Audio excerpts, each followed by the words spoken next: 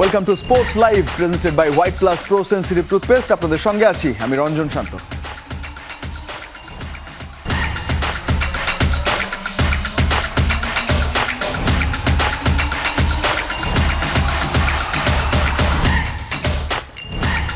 শুরুটা অবশ্যই Bangladesh Australia test সিরিজের খবর দিয়ে করতে চাই। ম্যাকাই টেস্টে দাপট দেখাচ্ছে পেসাররা। প্রথম দিনেই পড়ল 18 উইকেট, 8 উইকেটে 165 রান নিয়ে দিন শেষ করেছে অস্ট্রেলিয়া।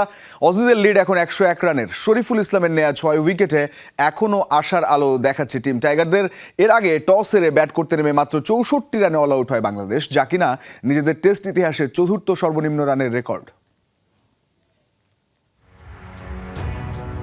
আভাসটা তো আগেই ছিল, টসটাই হবে ম্যাকাইতে সবচেয়ে বড় ফ্যাক্টর। বাতাসে কঠিন পরীক্ষা যে দিতে হবে আগে ব্যাট করা দলকে, আর চ্যালেঞ্জিং কন্ডিশনে সেই অগ্নি পরীক্ষায় দিল বাংলাদেশ, যে পরীক্ষায় লজ্জার রেকর্ড গড়ে ফিরতে হয়েছে টাইগারদের। আগের টেস্টে নিষ্প্রভ মিচেল স্টার্ক বাংলাদেশের ব্যাটারদের সামনে ধারণ করেন রুদ্রমূর্তি। প্রথম বলে শুরু সাদমান ইসলামকে দিয়ে, পরের গল্পটা ম্যাকাইয়ের বুকে লিখেছেন মিচেল স্টার্ক। গতি, সুইং আর অ্যাগ্রেশন, দিশেহারা বাংলাদেশ।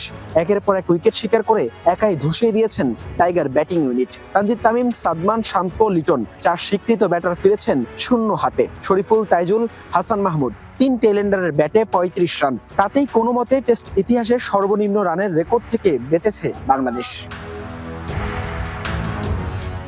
স্টার্কের 6 আর কামিন্সের 3 উইকেট, বাংলাদেশের নামের পাশে স্কোরবোর্ডে 64। সব রোমাঞ্চ এখানেই শেষ হতে পারত, তবে প্রত্যাবর্তনের ম্যাচে ম্যাকাইয়ের বুকে দাপট দেখালেন টাইগার পেসার শরীফুল ইসলাম।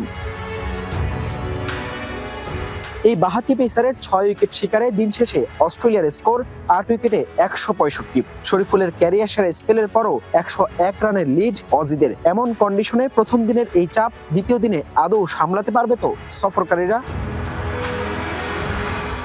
ডারউইনে ইতিহাস গড়া একটা জয়ের পর ম্যাকাই টেস্টের প্রথম দিনই মুদ্রার উল্টো পিঠ দেখেছে বাংলাদেশ। ব্যাটিংয়ে ভরাডুবি, তারপর শরীফুল ইসলামের বোলিং দাপটে কিছুটা স্বস্তিতেই দিন শেষ করেছে টিম টাইগার্স। একদিনেই ম্যাকাইতে পড়েছে 18 উইকেট। এই টেস্টের ফলাফল কি হতে যাচ্ছে? দ্বিতীয় দিনে কি আসবে ম্যাকাই টেস্টের ফল? বাংলাদেশ কি দ্বিতীয় ইনিংসে কামব্যাকটা করতে পারবে? সেই উত্তরটা মিলবে গ্রেট ব্যারিয়ার রিফের এ। হাসান আল মারুফ, Jamuna sports, Mackay, Queensland, Australia.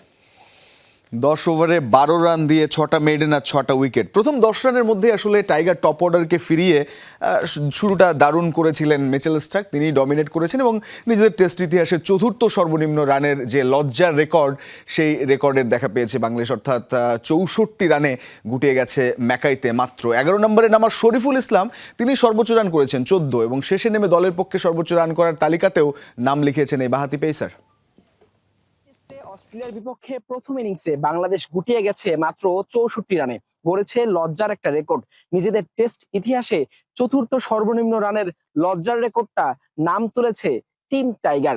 2018 সালে ওয়েস্ট ইন্ডিজের মাটিতে মাত্র 43 রানেই অল আউট হয়েছিল বাংলাদেশ দল। সেটি এখন পর্যন্ত টেস্টে বাংলাদেশের সর্বনিম্ন দলীয় রান। এরপর 2022 সালে দক্ষিণ আফ্রিকার মাটিতে বাংলাদেশ অল আউট হয়েছিল 53 রানে। তার আগে 2007 সালে বাংলাদেশ শ্রীলঙ্কার বিপক্ষে অল আউট হয়েছিল 62 রানে। আর এবার ম্যাকাইতে বাংলাদেশ অজিদের বিপক্ষে গুটিয়ে গেছে মাত্র 64 রানে, যেটি এখন পর্যন্ত এই তালিকার 4 নম্বরে আছে। যে 3টি দলের নাম উপরে আছে বাংলাদেশ সর্বনিম্ন রানের লজ্জার রেকর্ড করেছে, সেই 3 দলের 2টির বিপক্ষেই বাংলাদেশ হেরেছে ইনিংস ব্যবধানে। শুধুমাত্র দক্ষিণ আফ্রিকা বাংলাদেশকে হারিয়েছিল 220 রানের, সেটাও বিশাল একটা ব্যবধানে। বাংলাদেশের এই লজ্জার রেকর্ডের দিনে আরেকটা রেকর্ডে নাম তুলেছেন শরীফুল ইসলাম, তবে সেটা বল হাতে নয়, ব্যাট হাতে। 11 নম্বরে ব্যাট করতে নেমে তিনি খেলেছেন 14 রানের একটা ইনিংস, যেটা দলের পক্ষে সর্বোচ্চ রান। 11 নম্বরে ব্যাট করতে নেমে দলের পক্ষে সর্বোচ্চ রান করার যে তালিকা, সেই 13 জনের একজন এখন শরীফুল ইসলাম। এই তালিকায় সর্বোচ্চ রানটা অস্ট্রেলিয়ারই অ্যাস্টন এগরের 98 রান করেছিলেন ইংল্যান্ডের বিপক্ষে। তবে এই তালিকায় আছে আরেক বাংলাদেশির নাম, যিনি তালহা জুবায়ের। 2004 সালে চট্টগ্রামে ভারতের বিপক্ষে বাংলাদেশ গুটিয়ে গিয়েছিল 124 রানে, আর সেই ইনিংসে তালহা জুবায়ের 31 রান করেন, যেটা ছিল দলের পক্ষে ওই ইনিংসের সর্বোচ্চ রান।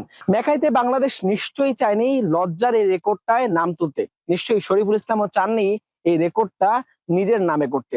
তবে ম্যাকাইতে অস্ট্রেলিয়ার বিধ্বংসী বোলিং এর সামনে বাংলাদেশ যেভাবে গুটিয়ে গেছে, অতীত রেকর্ড বলছে বাংলাদেশ যখনই সর্বনিম্ন দলীয় রান করেছে তখনই ভরাডুবি দেখেছে, বড় ব্যবধানে পরাজয় নিয়ে মাঠ ছেড়েছে। দেখার বিষয় ম্যাকাইতে কি অপেক্ষা করছে নাজমুল শান্তর দলের জন্য। হাসান আল মারুফ, Jamuna sports, Mackay, Queensland, Australia. তবে ব্যাট হাতে ভরাডুবির পর ম্যাকাই টেস্টে ক্যারিয়ার সেরা 6 উইকেট নিয়েছেন শরীফুল ইসলাম। দ্বিতীয় বাংলাদেশি হিসেবে অস্ট্রেলিয়ার মাটিতে নিয়েছেন 5 তবে উইকেটের চেয়ে যদি ম্যাচটা জিততে পারেন সেটাই হবে আনন্দের, বলছেন এই বাঁহাতি পেসার। 2 মাস আগেই ওয়ানডেতে অজিদের বিপক্ষেই ঘরের মাঠে ক্যারিয়ার সেরা 6 উইকেট নেন শরীফুল।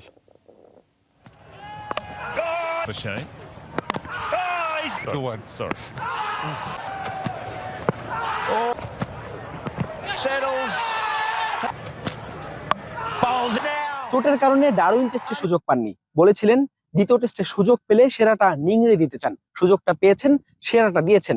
ম্যাকাইয়ের বুকে প্রথম আন্তর্জাতিক টেস্টে ক্যারিয়ার সেরা 5 উইকেট শিকার করেছেন, নিজের প্রথম 5 তুলে নিয়েছেন। প্রত্যাবর্তনের মঞ্চটা আপন রঙেই রাঙিয়েছেন শরীফুল ইসলাম।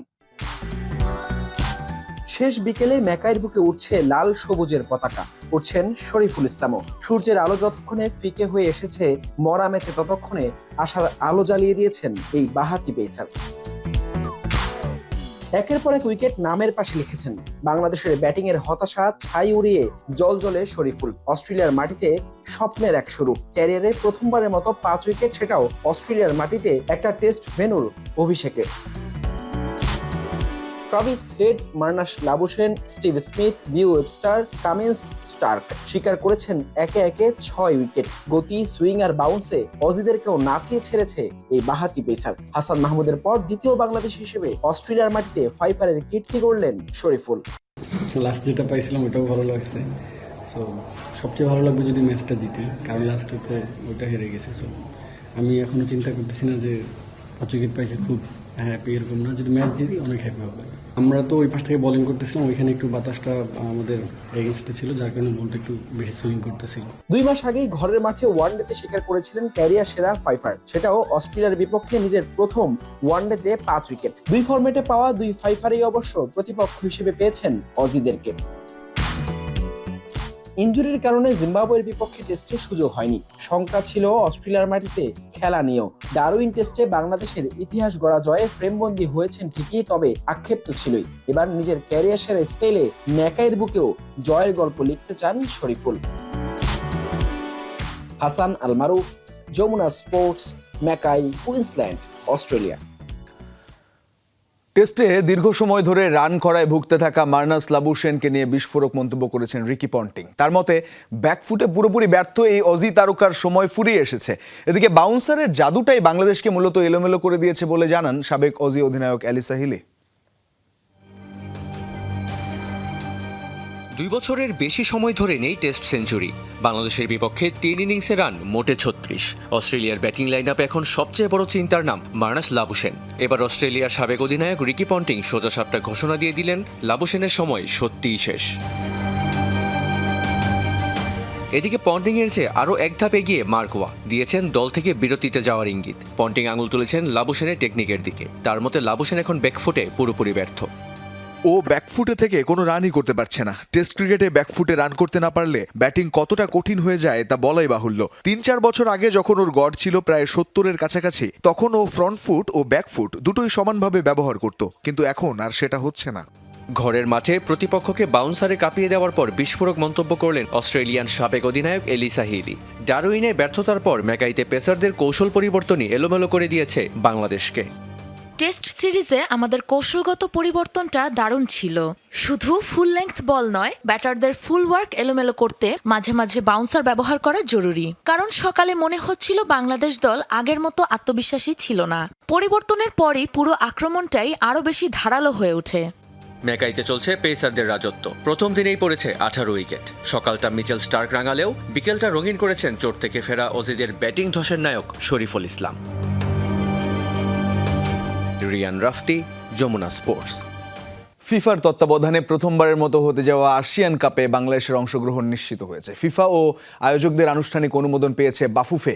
এ সংক্রান্ত বিশ্ব ফুটবলের সর্বোচ্চ সংস্থা থেকে মেইল পায় ফেডারেশন। শনিবার বাফুফের কার্যনির্বাহী কমিটির সভা শেষে বিষয়টি নিশ্চিত করা হয়। ভারতের পরিবর্তে এ গ্রুপে খেলবে বাংলাদেশ। গ্রুপে বাংলাদেশের প্রতিপক্ষ স্বাগতিক ইন্দোনেশিয়া, মালয়েশিয়া ও সিঙ্গাপুর।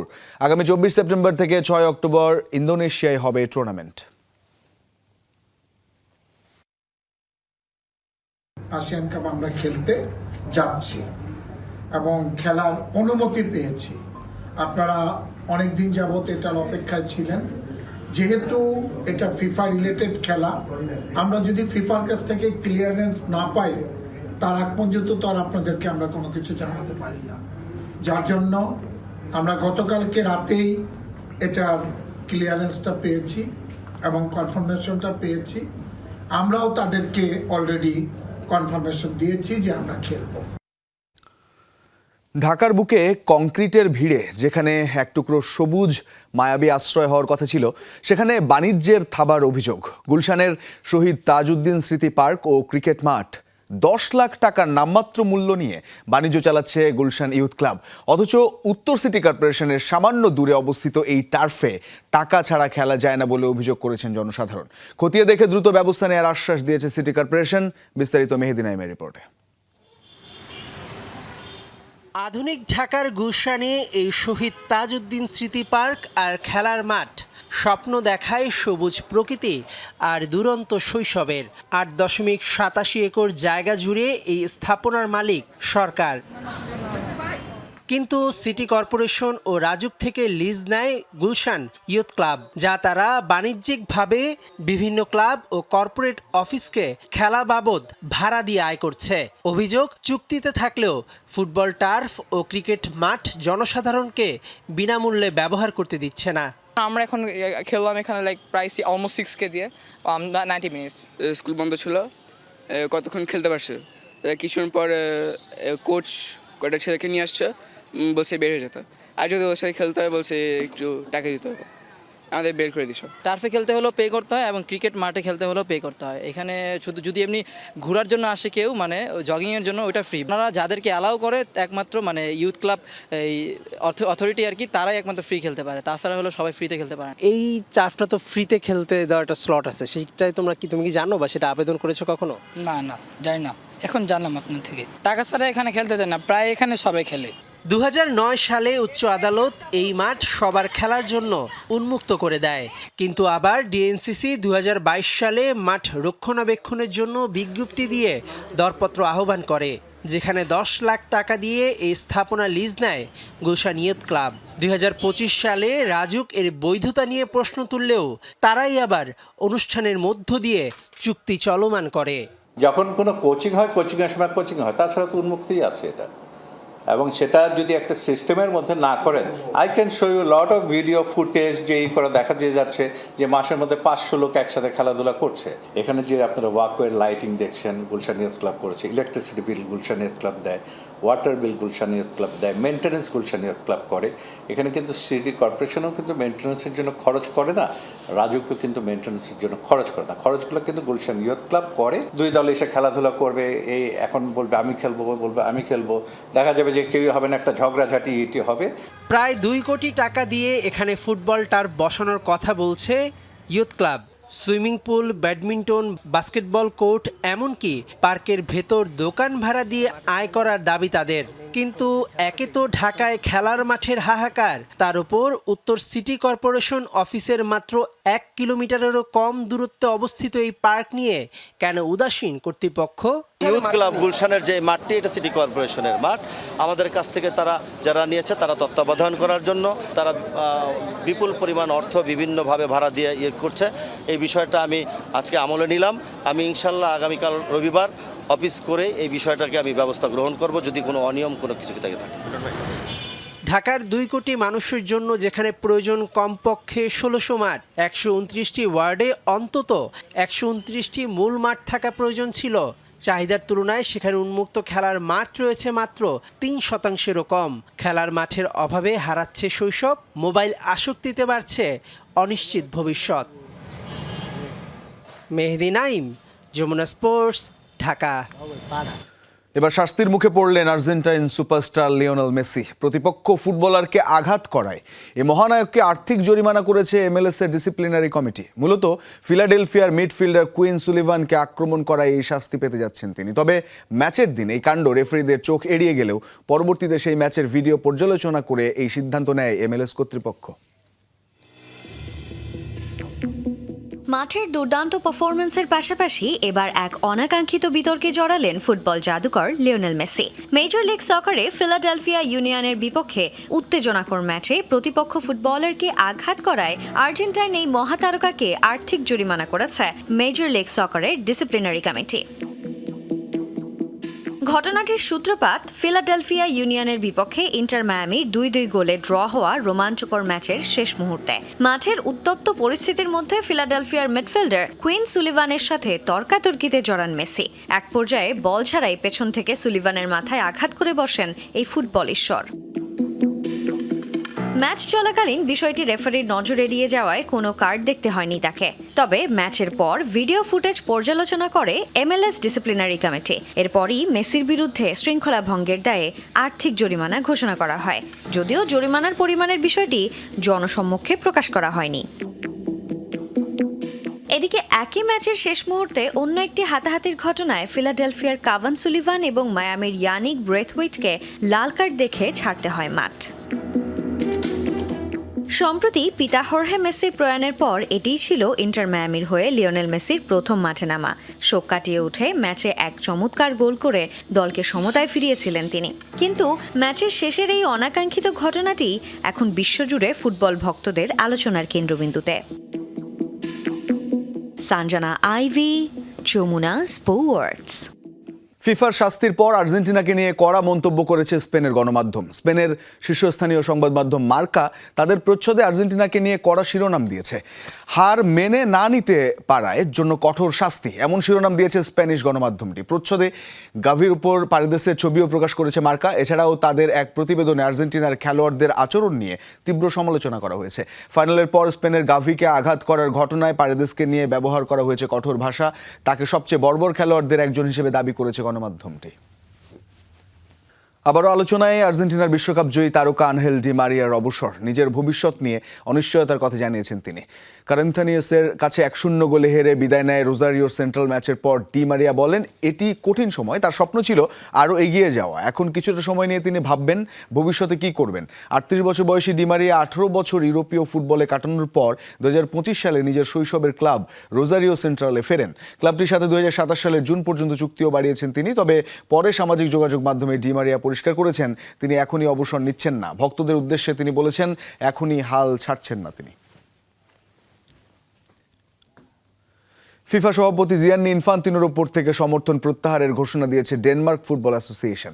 উয়েফা ও অন্য দেশগুলোর সঙ্গে মিলে তারা একজন যোগ্য বিকল্প খুঁজবে। 2027 সালের ফিফা সভাপতি নির্বাচনে ইনফান্তিনোর বিপরীতে বিশ্বাসযোগ্য ব্যক্তিকে প্রয়োজন বলে জানিয়েছে ডিবিইউ। ফিফা টুর্নামেন্টগুলোর বাণিজ্যিক স্বত্ব বিক্রির একটি প্রস্তাব বাতিল হওয়াকে কেন্দ্র করে ইনফান্তিনোর নেতৃত্ব নিয়ে প্রশ্ন তুলেছে ডেনমার্ক। তাদের মতে প্রস্তাবটি বাতিল করা বা ক্ষমা চাইলেও ইনফান্তিনোর উপর আস্থা ফিরবে না। 2023 সালের নির্বাচনেও ইনফান্তিনোকে সমর্থন দেয়নি ডেনমার্ক। আগামী নির্বাচনেও তারা তাকে সমর্থন করবে না বলে জানিয়েছে।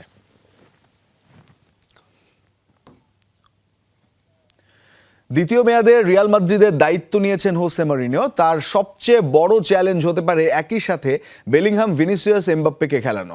এই চ্যালেঞ্জ মেনে নিচ্ছেন মরিনিও। রদ্রিকে দলে ভেড়াতে না পেরে আফসোস নেই মরিনিওর, তবে তাকে দারুণ খেলোয়াড় বলছেন দ্য স্পেশাল ওয়ান। শিরোপার সঙ্গে যাদের সখ্যতা গত 2টা মৌসুমে সেই রিয়াল মাদ্রিদ ছিল বড় কোনো শিরোপা থেকে দূরে। বিশেষ করে গত মৌসুমে তো রিয়াল ছিল শিরোপা শূন্য। তাই শিরোপা খরা ঘোচাতে আবারও জোসে মরিনিওকে নিয়োগ দিয়েছে রিয়াল। দ্বিতীয় মেয়াদে মরিনিওর সবচেয়ে বড় চ্যালেঞ্জ হতে পারে কিলিয়ান এমবাপ্পে, ভিনিসিয়াস জুনিয়র ও জুড বেলিংহামের মতো 3 টপ ক্লাস গোল স্কোরার থেকে সেরাটা বের করে আনা। বিশ্বকাপে নিজ নিজ দেশের হয়ে তারা দেখিয়েছেন তারা কি পারেন। তাদের স্বাভাবিক পজিশন না বদলে একসঙ্গে খেলানো সহজ হবে না বলেই মনে করছেন মরিনিও। তারা অসাধারণ খেলোয়াড়, তারা অসাধারণ খেলোয়াড়ের সঙ্গে খেলতে চায়।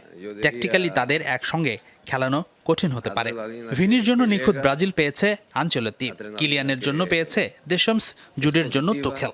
কিন্তু এই 3 জনের জন্য নিখুঁত দল পাওয়া মরিনিওর জন্য অনেক কঠিন। তারা উঁচু মানের খেলোয়াড়, তাদের নিয়ে আমাদের দারুণ একটি মৌসুম কাটবে। গত মৌসুমে রিয়ালের আক্রমণ ভাগের খেলোয়াড়রা রক্ষণে যথেষ্ট সাহায্য করেনি, সেজন্য মিডফিল্ডে শক্তি বাড়াতে বিশ্বকাপের পর স্প্যানিশ ক্যাপ্টেন এবং বিশ্বকাপের সেরা খেলোয়াড় রদ্রিকে রিয়ালের দলে ফেরানোর আলোচনা ছিল। শেষমেশ রদ্রি যোগ দিয়েছেন রিয়ালেরই রাইভাল বার্সায়। এটা তো চেরি অন টপের মতো ব্যাপার হতো। সে দারুণ খেলোয়াড় এবং অভিজ্ঞ। ওকে যদি আমরা পেতাম দলের উন্নতিতে কাজে আসতো। কিন্তু তোমার যখন শুয়ামিনি, ভালভার্দে, বের্নার্দো, আর্দা থাকবে, বিশেষ করে আর্দা ওই পজিশনে খেলতে পারে। স্পানিওলের বিপক্ষে ম্যাচ দিয়ে নতুন মৌসুম শুরু করবে রিয়াল মাদ্রিদ। বাংলাদেশ সময় রোববার রাত 1:30টায় শুরু হবে লা লিগার এই ম্যাচ। আফনান পিয়াল, যমুনা স্পোর্টস। এই ছিল আজকের স্পোর্টস লাইভ। এতক্ষণ সঙ্গে থাকার জন্য ধন্যবাদ সবাইকে।